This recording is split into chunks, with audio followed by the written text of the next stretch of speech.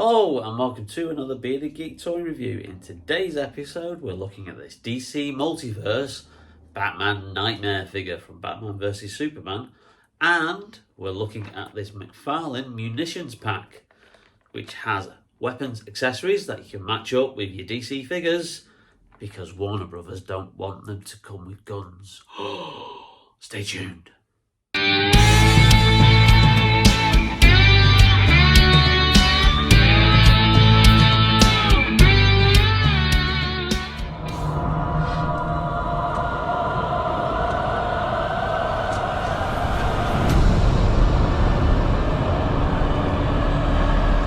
Welcome back to the channel, and in today's video we are reviewing the final figure from the Batman vs Superman DC Multiverse wave. Obviously there's been a couple of releases that we've had. There was a reissue of Wonder Woman, which was kind of like just a retooled version of the original Wonder Woman from 1984 with some slight variants to it. There was also a re-release of the Henry Cavill Superman in his standard, obviously blue and red traditional Superman costume, but this time paired with a Doomsday figure in a twin pack, which is going for about 90 quid currently on eBay. So I haven't got that one, surprisingly, but we have been doing reviews of the Batman figures from this wave. So we first got hold of the standard Batman figure, or BatFleck as I like to call him, and we did a review of that one. And then we got the armoured Batman figure, which is absolutely amazing. Absolutely love that figure. I think that's a contender for figure of the year. And finally we're now doing the Batman Knightmare figure, which is obviously from those nightmare sequences that we saw in Batman vs Superman, and also in the Justice League, or Zack Snyder's Justice League, should I clarify there. It's not in the original Justice League version. Those scenes were not in that version of the movie, which is bloody awful. But Zack Snyder's Justice League is, I think, a masterpiece. I really do enjoy that one. So anyway, yes, it's part of, obviously, that wave. We've got some details on the side. You've got the Batman vs Superman logo there. Batman Knightmare from Batman vs Superman Dawn of Justice. We have a nice image there of Ben Affleck in the costume from the actual movie itself. And then on the side, we get the usual, just obviously the DC Multiverse logo. The little QR code there to give you access to DC Universe Infinite, which is the comics kind of like subscription service where you can access virtually nearly every single comic that DC has published, which is really good. Dive into a world of 25,000 plus digital comics. Usual 22 points of articulation as always, so really the packaging is just your standard, what we get for DC Multiverse. And obviously, you know, we've may not get these figures for much longer. Obviously, it's still up in the air. Todd McFarlane says they'll continue pumping them out until obviously the contract's up, but again, still saying that he's having discussions with both DC, Warner Brothers, and also Mattel. So there is hope that the 7-inch line, this 7-inch line, may continue if they come to some kind of deal. But to be quite honest, if Mattel really want the DC license, I really don't think they're going to allow another toy company to kind of like step on their toes, especially if they've paid a lot of money for it. Anyway, enough about that. Let's get the figure out and have a closer look.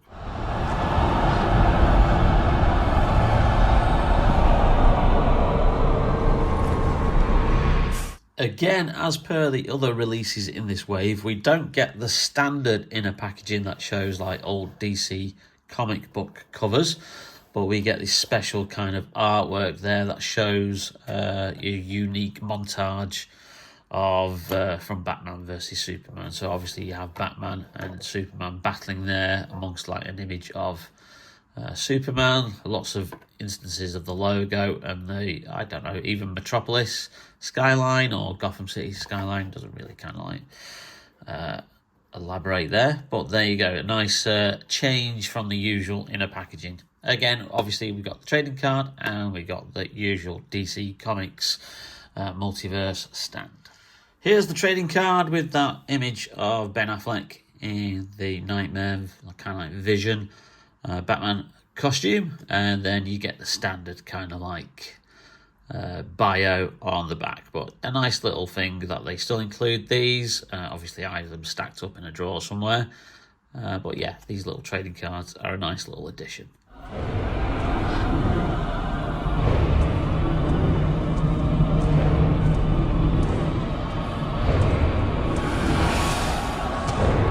So before we get to the figure, and he's a bit of a very weighty figure, let's just focus on the two accessories that you do get.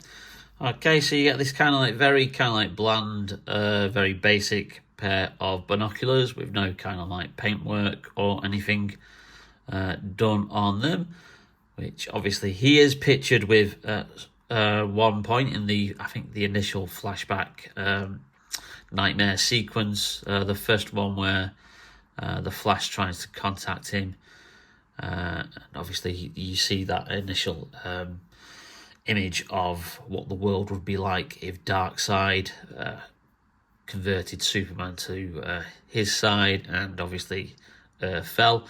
And then you've got these goggles here, which I think are a nice addition. Nice bit of paintwork on there, if you can see that, kind of like a brushed effect all around, which we'll put on the figure. So those are the only two accessories you get.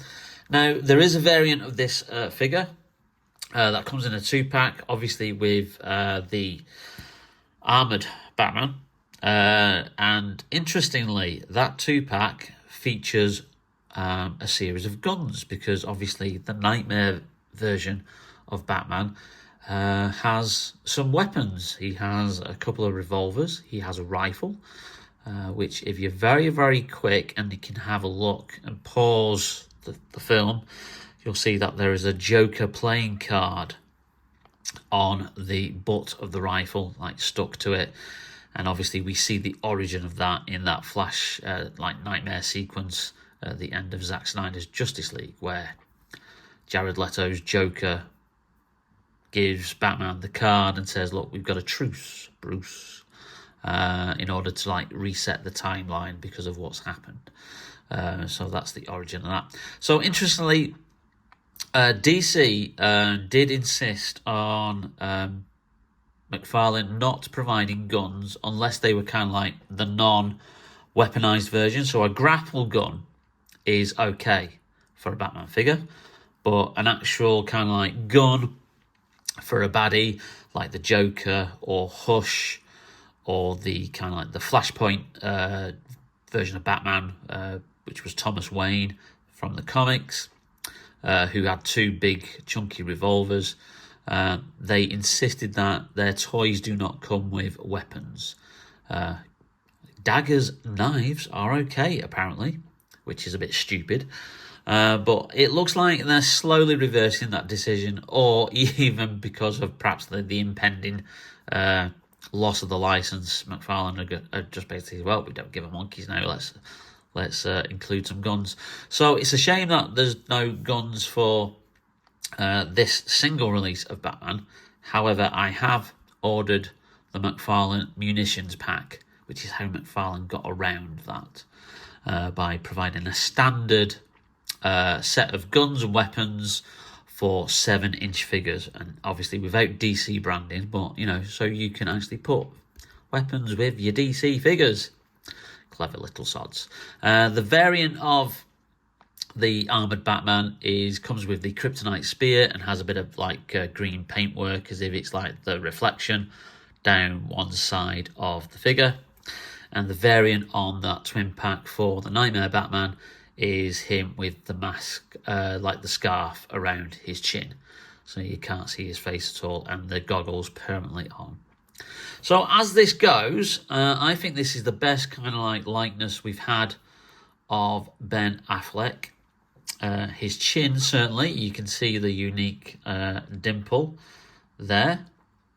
So a lot better than slightly that one.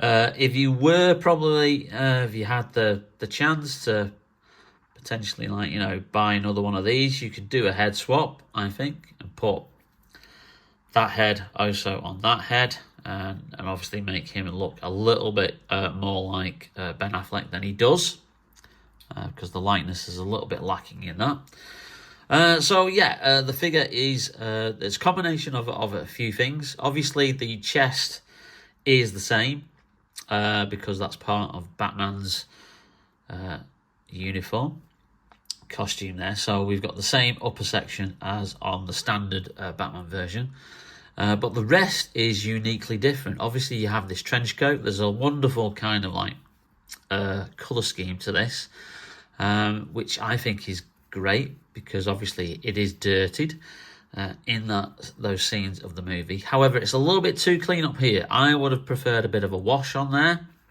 so I might actually try and attempt to do a bit of a wash on the upper bit just to dirty it up a little. It looks like the arms are obviously the same because they have cheated a little bit here. If you can see, obviously these bottom sections of the arms have that texture of the Batman suit there, whilst obviously the upper portions of the arms and then the shoulders are unique. So they've obviously scrimped a little bit there, but you know, I get it, you know, anything to save a few corners and stuff. But the detail on obviously the fatigues that he wears as the trousers, lots of kind of like detail there. Again, a bit lacking with the detail of like paint job there. You've got obviously his bat utility belt, but then you've got all these other like sections here. That's probably that where a holster for a pistol would have gone, but they haven't included it, probably because of that weapons aspect. And then obviously if you look at the top there, you'll see obviously it's the same torso at the top, and then unique, obviously different legs that we've got.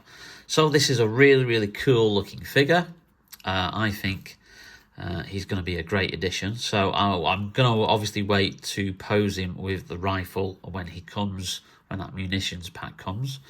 But you can obviously have him with the binoculars. Let's try and fix those into his hand here.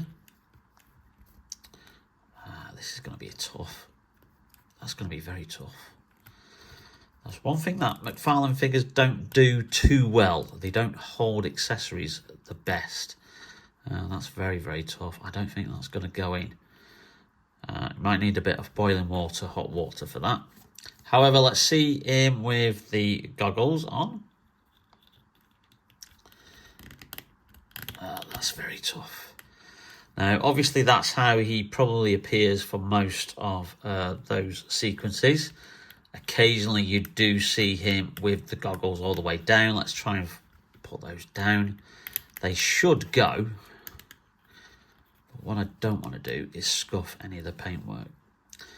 No, actually, it looks like they don't go further down. They're not budging at all. So obviously, if you want that version of the Nightmare Batman with the goggles over his eyes, you're going to have to go and get the variant. But then the variant comes with the scarf across the chin, so you don't see the actual figure there, his face. But I think that's a good look because that's how he wears them for most of those sequences, with the goggles over his eyes, not fully down. So that's very, very cool. I think that's a great addition to this lineup. It would be a shame, obviously, we don't get an actual Justice League, Zack Snyder's Justice League, should I say, non-armoured Batman, which we've had the armoured version, but we've not had the standard suit version, which is slightly different to the one that he wore in Batman vs Superman. There's a few little variants to it. Again, it's all a case of tooling. Does McFarlane spend the money in retooling a brand new figure, or essentially just re-release that one and do a slightly different paint job? Which, to be quite honest, I think McFarlane might actually do, because sometimes he does like to cut a few corners. But I like the look of this. I think this is a very impressive figure. And again, I've said it many a time whenever I'm reviewing figures based on these couple of movies. I loved Ben Affleck as Bruce Wayne Batman. BatFleck, I thought he was perfectly cast. Bit of an Andrew Garfield situation, potentially great casting, but not always in the best movies. Although I do think the ultimate cut of Batman vs Superman is brilliant. And obviously Zack Snyder's Justice League, not the original Joss Whedon reshot version, is, I think, an absolute brilliant masterpiece, even at 4 hours long. So there you have it. We'll wait for that munitions pack to come. So whenever that comes in the next couple of days, we'll kind of like time travel in this video, and I'll show you what he looks like posed with the rifle and the pistols. But for the moment, there's Knightmare Batman.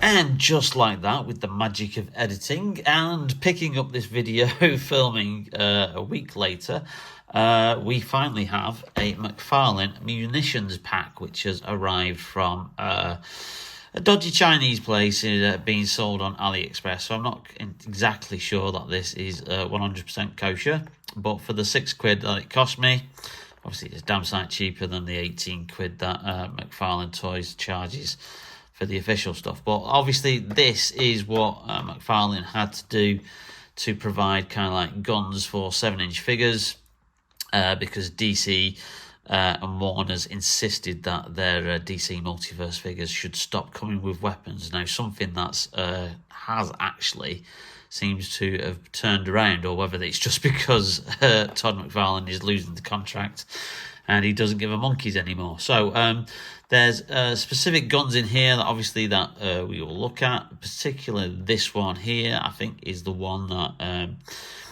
Ben Affleck's Batman has in the Nightmare sequence, and he certainly has a pistol or two. So we'll crack this open and have a closer look at this.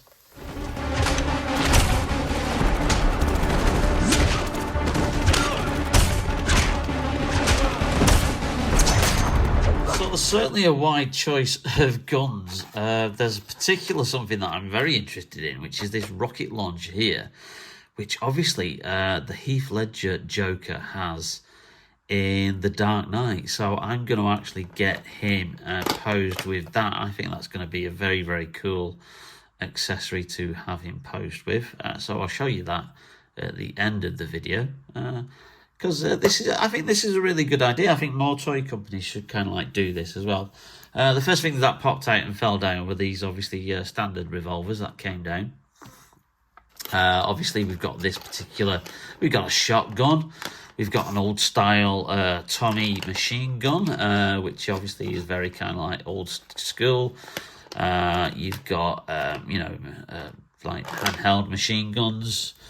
A lot of them don't have particular paintwork on them, but I suppose you don't really need that, do you? And obviously you've got the kind of like the Desert Eagle style revolvers, which are very obviously cool there. But I think the main one, obviously, that we're looking at is this gun here, which I think is the one that Ben Affleck's Batman wields in the Nightmare sequences of both Batman vs Superman and Zack Snyder's Justice League. I think it might be that one, or it might be that one. I'm just going to double check for sure with a bit of reference. And obviously what I'm looking at doing is potentially customizing whichever correct rifle it is and putting the Joker card on there as a bit of a customization. So I'll be back in a second.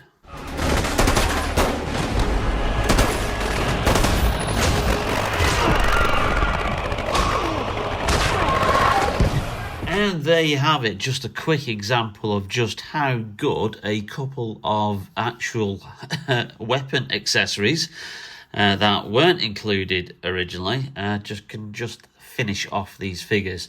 I think the rifle and obviously the large revolver really do obviously finish off this Nightmare Batman. I know people have got an issue with Batman having guns, etc., but you have to obviously realise that he's only seen wielding an actual gun in nightmare sequences of both of those films. And obviously that's a dream, kind of like it's like not yet a reality because of events that have not yet happened. So actual Batman, doesn't wield a gun in those films, but obviously his dreams show that he is wielding a gun, so I don't particularly have a problem with that.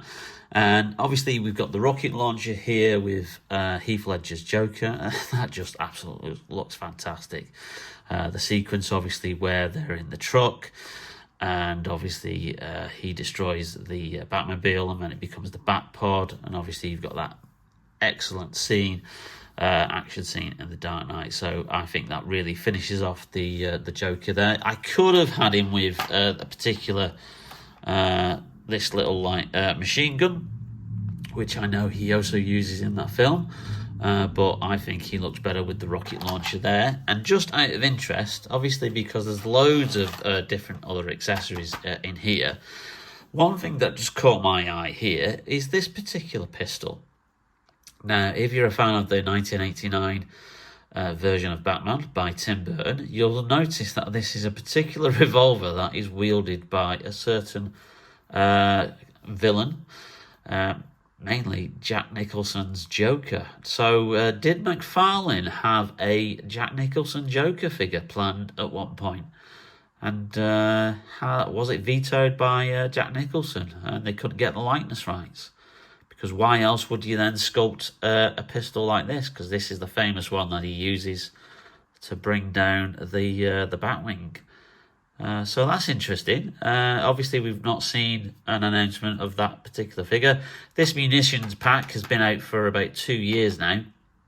So obviously, pretty sure that 1989 Joker figure must have been on the cards at some point.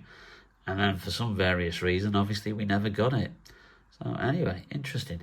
That's enough about the munitions pack. Like I say, you can pick it up from AliExpress for around about under a tenner, I think, once you take into account the postage. Or if you want to obviously pick it up from official retailers, it's probably going to cost you more, around about 18 quid plus postage as well. Back to this figure. I absolutely love this figure. Obviously, I said previously, last week, before we time travelled into this section, I think this is a really, really cool figure. I'm probably going to do a bit of a wash on the top part of the jacket just to make him a bit more dirtier. Probably do some little embellishments on these sections here, just to, obviously, because these are disappointingly not painted. So I think they can be just touched up with a little bit of Sharpie pen or a little bit of paint there, just to round off the figure perfectly. So heartily recommended. I do absolutely love this. I love anything to do with Batman vs Superman and Zack Snyder's Justice League, but I really think I've made a great decision investing in this munitions pack to obviously give some of my other figures some lovely accessories. Well, I hope you enjoyed that video, and if you did, then please leave us a like. It really does help out the channel. Also, don't forget to hit that subscribe button and that notification bell, blah, blah, blah, blah, blah. I want to end this video with a little bit of a comment on Val Kilmer, who we learnt this week had tragically died at the age of 65. Probably known to a generation as Batman from Batman Forever, he was also a very, very talented actor who appeared in many roles. He first came to prominence in the Zucker Brothers comedy, which was a sequel to Airplane, which was Top Secret, which is a really, really funny film, almost as good as Airplane. If you haven't seen it, check it out, and features Peter Cushing in one of his very last roles.